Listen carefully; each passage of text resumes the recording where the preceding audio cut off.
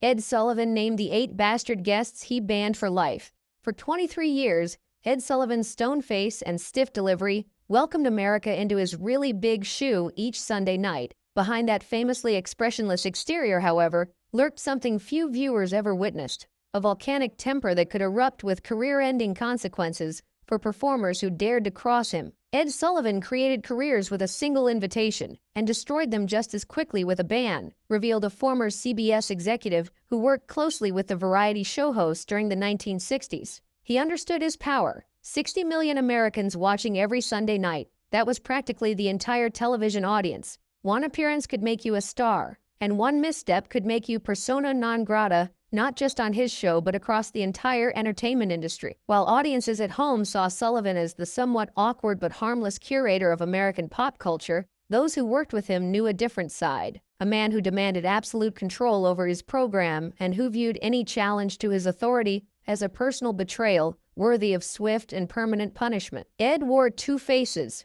explained a stage manager who spent a decade working on the show. There was the public Sullivan, stiff, formal, a bit uncomfortable on camera. Then there was the backstage Sullivan, the one performers feared. He ran that show like a dictator. His word was absolute law. And when someone broke that law, the punishment wasn't a warning or a second chance. It was career execution. Tonight we're revealing the 8 performers who committed what Sullivan considered the ultimate sin, defying his explicit instructions on live television and consequently finding themselves permanently exiled from the nation's most prestigious variety show. These weren't simple misunderstandings or artistic differences. They were dramatic confrontations between ambitious performers and television's most powerful cultural gatekeeper, played out both on-screen and in explosive backstage showdowns. But first, we need to understand the rock and roll rebellion that pushed Sullivan to his breaking point, when one of the 1960s most provocative frontmen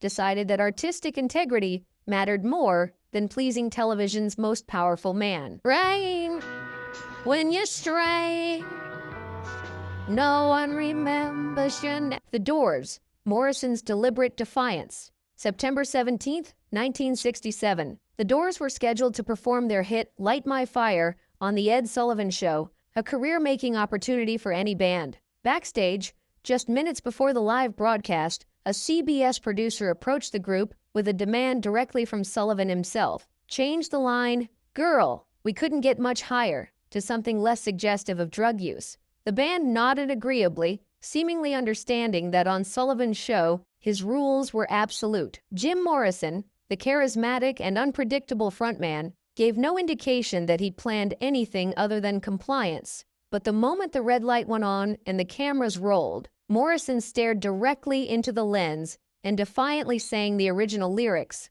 emphasizing the word higher with unmistakable intention. Ed asked Morrison not to say, "Girl, we couldn't get much higher," recalled a stagehand who witnessed both the performance and its aftermath. When Morrison sang it anyway, "Love," you could see Sullivan's face change instantly. He had this sixth sense about when he was being deliberately disobeyed. His expression went from neutral to this cold fury in a heartbeat. Everyone backstage who knew Ed immediately recognized that look. It meant someone was about to be banished forever. The performance continued without interruption. Sullivan was too much of a professional to create an on-air incident. But the moment the Doors finished their song and the show cut to commercial, the controlled chaos of a typical television production gave way to something far more intense. Sullivan exploded backstage, continued the stagehand. He charged directly at Morrison, jabbing his finger like a weapon, and said, "You'll never be on this show again. You're banned." Morrison just smiled, this lazy, taunting smile that made Sullivan even angrier. Their producer tried to intervene, explaining that Jim had been nervous and forgotten the change, but Sullivan wasn't buying it. He just kept repeating, "That's it. You're finished here." That was deliberate. What made Sullivan particularly furious wasn't just the defiance of his authority, but the calculated way Morrison had executed it. Rather than refusing the change beforehand, which would have allowed Sullivan to cancel the performance or prepare an alternative, Morrison had pretended to agree and then deliberately blindsided the host on live television, making Sullivan feel that he'd lost control of his own show. Ed hated being disobeyed, and Morrison never cared, observed a CBS executive familiar with the incident. It was a perfect collision of opposites. Sullivan, the ultimate controller who viewed his show as a carefully curated presentation to American families, versus Morrison, the provocateur who believed art should disturb the comfortable. The conflict was probably inevitable, given their fundamentally opposed worldviews. The Doors guitarist Robbie Krieger later confirmed that the defiance was indeed deliberate, revealing that as soon as the producer left their dressing room after delivering Sullivan's demand, Morrison turned to his bandmates and declared, "We're not changing a thing." The other band members, while concerned about potentially damaging their career, ultimately deferred to their frontman's judgment. For Morrison, it was about more than just those few words, explained a music historian who has studied the incident. It was about rejecting the sanitized, corporate-controlled version of rock music that Sullivan represented. By refusing to change those lyrics, Morrison was making a statement about artistic integrity that perfectly aligned with the Doors' countercultural identity. Sullivan's ban had minimal impact on the Doors' career trajectory. They were already ascending rapidly,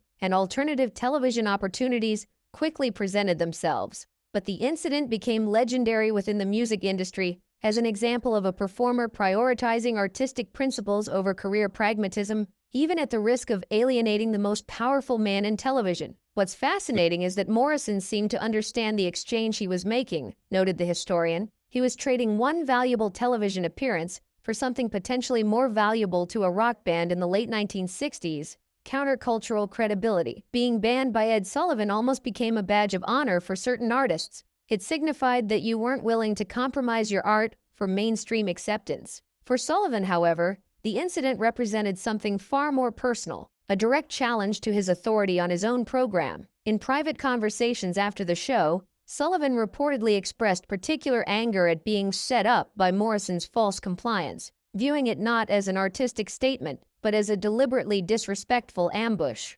Sullivan told his producer afterward, "I can handle someone refusing my rules, but not someone lying to my face and then making me look foolish on my own show," revealed an associate who worked closely with Sullivan. That combination, deception followed by public defiance, was what earned the Doors their permanent ban. Had Morrison simply refused the change beforehand, there might have been a different outcome. Perhaps no performance, but not necessarily a lifetime ban. While the Doors' confrontation with Sullivan has become the most famous such incident, it wasn't the first time a rock and roll pioneer had found themselves permanently exiled from the Sullivan stage for challenging the host's authority. A decade earlier, another groundbreaking musician made a similar choice between artistic integrity and Sullivan's rules, with equally permanent consequences. Bo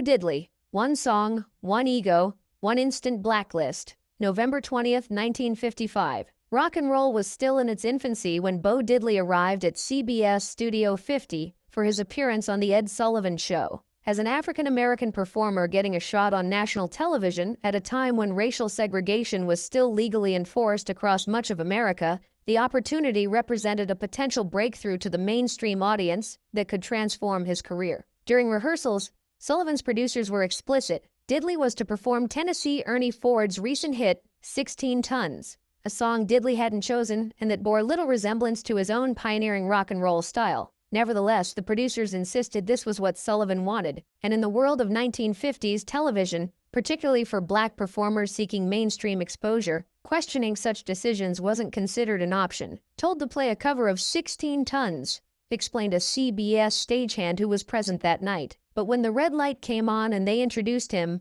Bo launched straight into Bo Diddley, his own signature song with that famous beat. The control room went into absolute panic. Sullivan, who was watching from the wings, turned this shade of purple I'd never seen on a human being before. Everyone knew immediately that something terrible had just happened. For the television audience at home, the performance seemed normal enough, a dynamic rock and roll number from an exciting new talent. But backstage, Sullivan was livid at what he perceived as a deliberate act of insubordination that had made him lose control of his carefully planned program. Sullivan felt publicly humiliated and banned him on the spot, recalled a production assistant who witnessed the aftermath. The moment Bo walked off stage, Sullivan was waiting. He didn't yell, which was almost worse. In this ice-cold voice, he said, "You won't ever do that again. Not on my show. You're finished here." Bo tried to explain that there had been a misunderstanding, that he thought they wanted him to do